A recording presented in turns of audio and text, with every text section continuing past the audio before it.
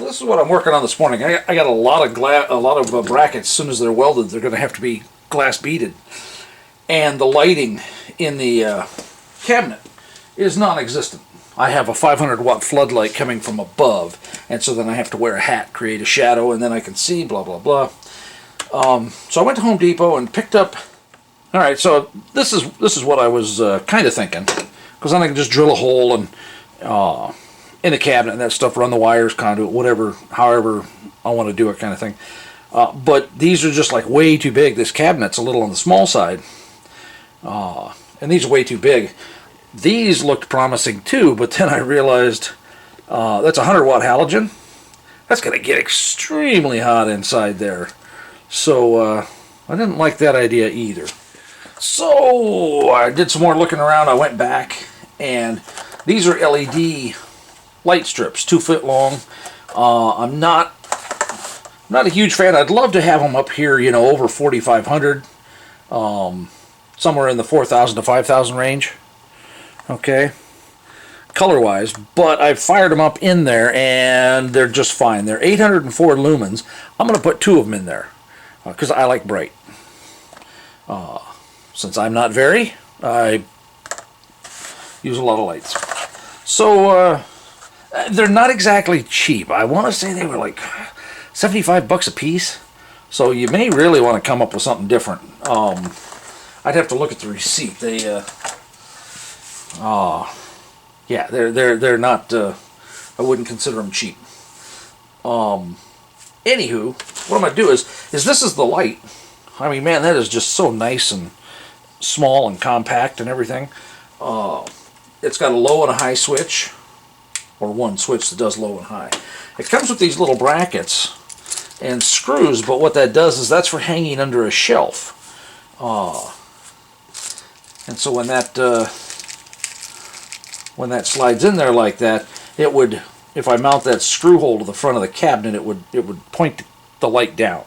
Not what I want. So I came up with something quite a bit simpler and easier. I'm going to use double-sided trim tape, used for in automotive. You can buy this at Home Depot too, I think. A lot of times I get it at the car parts store because it's designed for doing molding and stuff like that on cars. So I'm going to... The other cool thing about these things is they're ganged. Okay, so they come with a plug-in cable that plugs in, and you plug it in from one to the other, and you only need one power cord plugged into the first one. I flipped them over so I'll have access to the switch, and I'm going to take the tape and I'm going to tape these together like that, and then I'm going to put them in right above where the holes are for the gloves. That's a really nice spot, and I'm going to tape them to the inside. Okay, that way I don't have to mess with screw holes or anything like that. I suppose I could put a screw head in here and slide it on, but you got to do it on both sides. Pain in the butt. These should last a really, really long time. If I have to change gloves again, I might have to pop them out.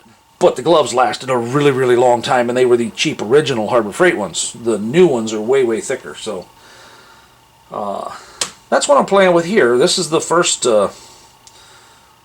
modification, and I think the 2 of them in there with the light, I think it's going to be awesome.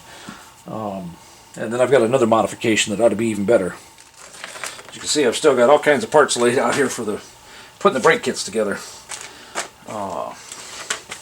And I've got to do a bunch of welding, but I wanted to get the glass bead cabinet set up so that it goes a whole lot faster and easier.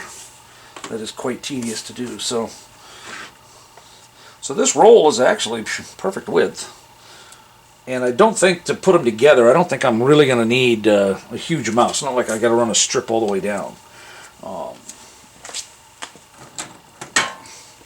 So I think I'm just going to put 3, like 3 2-inch pieces.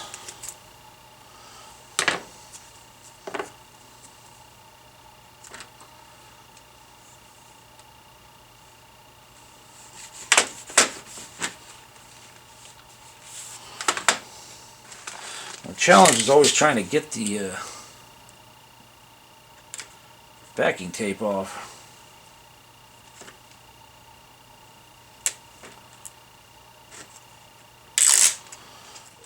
So in order to get these lined up correctly,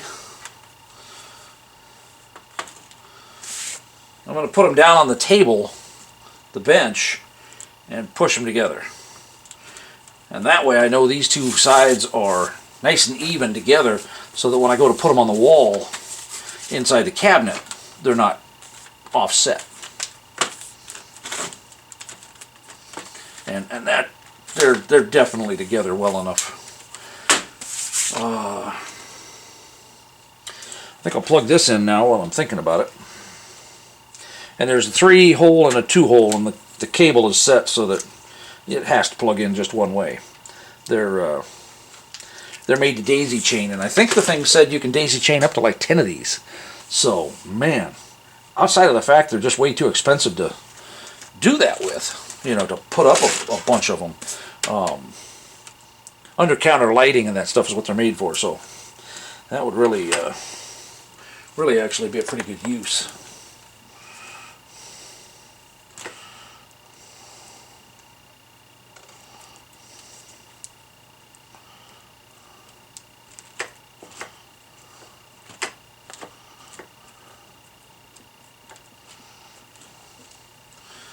Okay.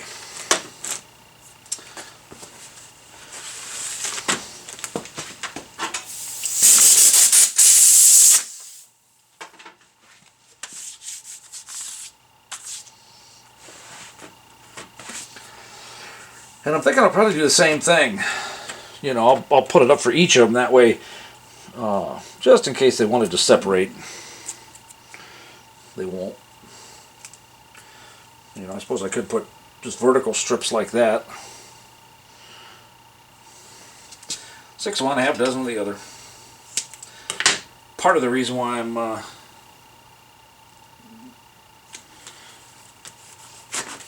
using small pieces instead of big ones. One, it's easier to get off if I have to, but I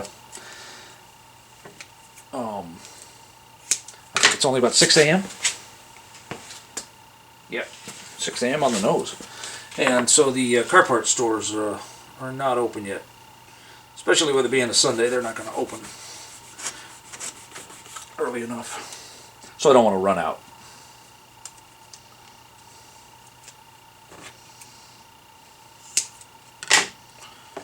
You could probably get away with using double-sided carpet tape, but the foam takes up any slight variations in surface texture and stuff like that. And any, you know, if there's a little bit of wow in the surface you're putting it down on, that stuff, it's a good bit more forgiving.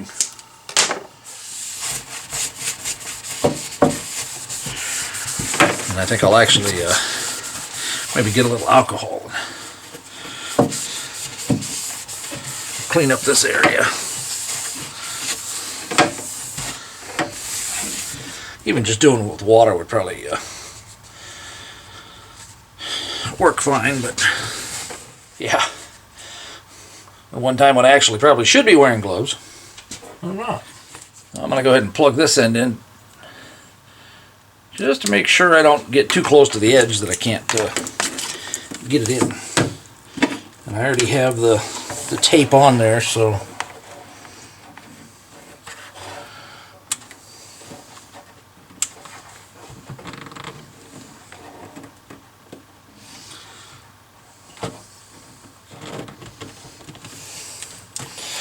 well, if it ain't perfect, it's close enough.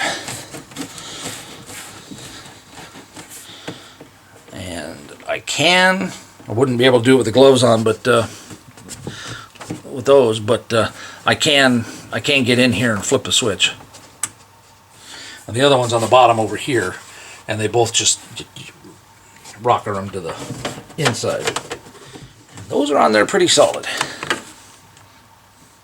Okay, and I can still get this on and off. Okay, they're both on. I have it plugged into my normal switched outlet up here. So let's turn it on. Oh yeah. Let's turn off the other one.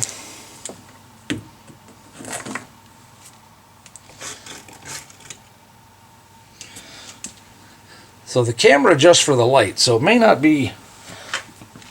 seem quite that good. But from where I'm at right now, my I get the glare, which is really nice because you use the glare to see what parts you've hit and what parts you haven't. So that way it all comes out frosted. So I think that's going to be awesome.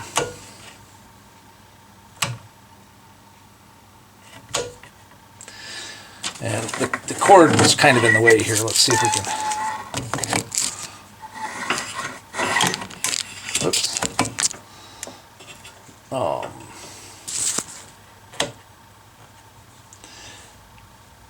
Yeah. Whole different angle there for the reflection, and it does not look anywhere near as bright. Oh yeah. Like I said, the camera's auto adjusting, but ooh, I'm gonna love that, man. Definitely worth the money. You may want to find some cheaper lights. Oh, well, here, let's try this. Still not bad lighting. You know, I don't really need the lighting down here where the 500 watt from overhead is throwing it. You know, I need the light back here. So that works sweet.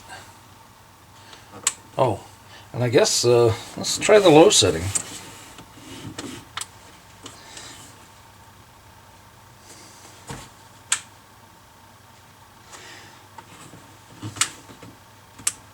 Yeah, so two of them on low is about the same as one on high, so I'm definitely going to run them both on high. I like it. I like it a lot. Now the other mod is to make it to where I can see.